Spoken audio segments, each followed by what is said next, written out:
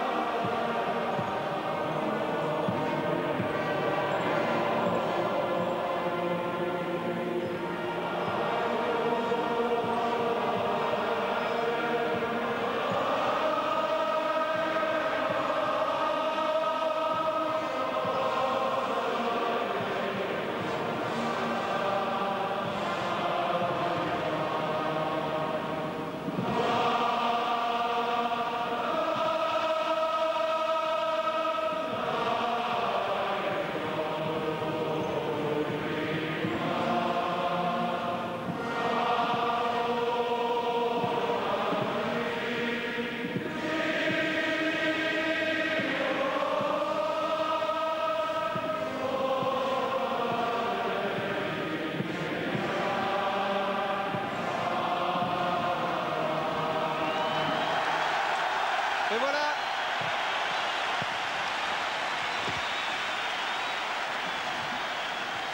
Ici, dans ce stade, un certain John Williams disait « Avant le coup d'envoi, je pouvais savoir quelle était l'humeur du public.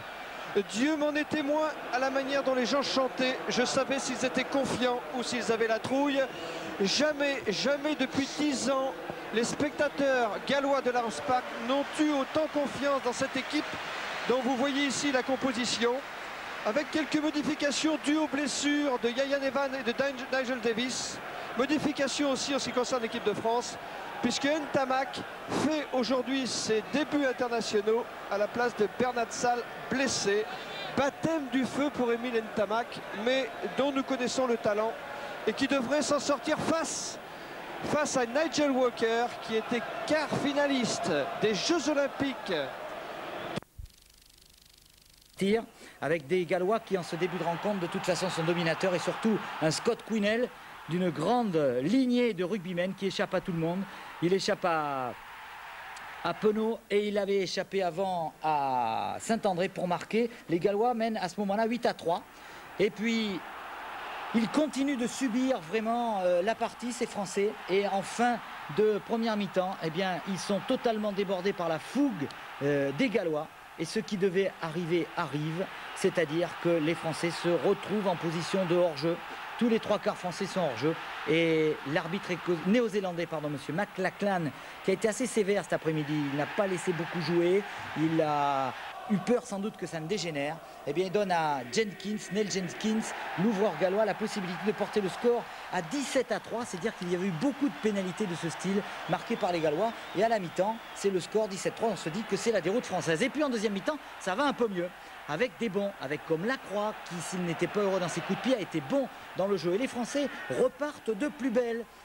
Alors, ils créent des molles et là, ils sont bons. Ils ont été bons avec leur pack. Les trois quarts du temps, ils ont été bons dans ces regroupements. Ils avancent et c'est là où ils sont les plus forts. Et regardez, Rouma, le capitaine, fer de lance, remet un peu l'équipe de France à flot. Un essai qui ne sera pas transformé, mais on en est quand même à un score qui devient plus raisonnable. Et puis la partie avance, les Français continuent d'imprimer le jeu. Et regardez bien cette passe avec Penaud.